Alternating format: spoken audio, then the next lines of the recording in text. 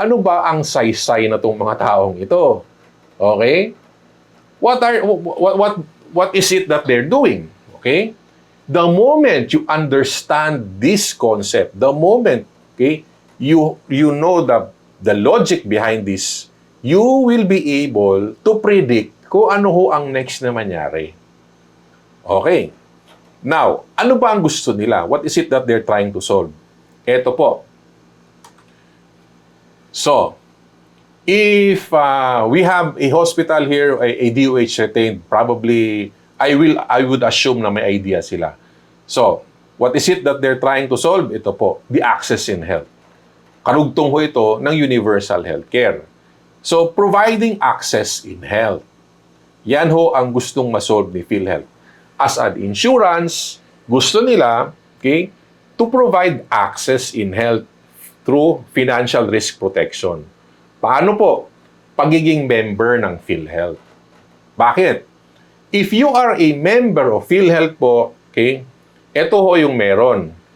It will solve, okay, eventually ho, it will solve the problem of healthcare na ang issue is walang healthcare ho sa bayan or sa probinsya because of distance or location. Walang doktor, walang hospital, walang BHW dahil napakalayo. Okay?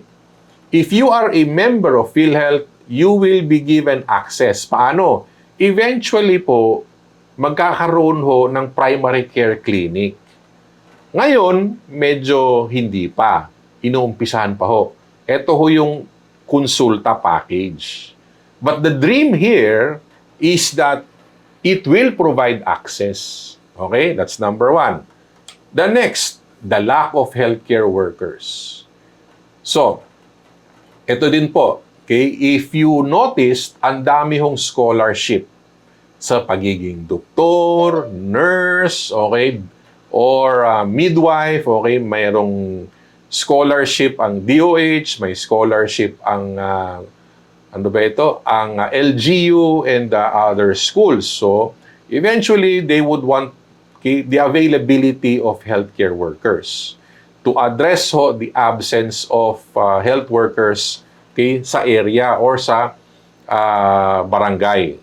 So, if you are a PhilHealth member and eventually meron na hong primary clinic doon, okay, and then if you go now to the hospitals or to the clinics, there will be a healthcare worker. So that is the dream, okay? So in other places, meron ng ganyan. Sa bansa, in other places, wala pa po. So, the next is this, the provisions of drugs and medicines. Eventually ho, aayusin ho ito ng gobyerno. If you are a member ni PhilHealth, okay, gaya ho ng NBB, you will be given access to drugs and medicines. And of course, it's a little bit struggle. Hindi ho tayo first world country na everything is free, but the concept is sana meron. And of course, maayos ho ang professional fee. Now, ito ho ang access na gusto nilang gawin. Okay? PhilHealth is trying to, all the programs of PhilHealth, okay, lahat ho ng programa is aimed, okay, in addressing these 4 issues. Actually, marami pa. Pero ito lang ho yung gusto kong malaman ninyo. Dahil if you manage a hospital, all of this is directly related sa hospital ninyo. Okay? If you own a hospital, if you're managing one, if you really want to make money, okay, through PhilHealth, okay, lahat ho ng kanilang programa, okay, is anchored ho in access, and when we say access, umiikot ho yan dito. Okay? So, now, by having access po, ito yon. Okay?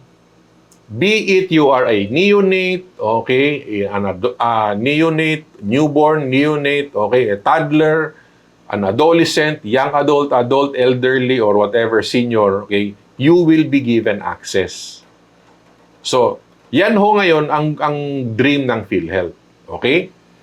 So, that is why continuous ho yung kanilang pag-collect ng premium payments ninyo. Kasi nga sa risk pooling. Because gagamitin ho yan kapag itong mga pasyenteng ito ay nasa facility ninyo. Okay?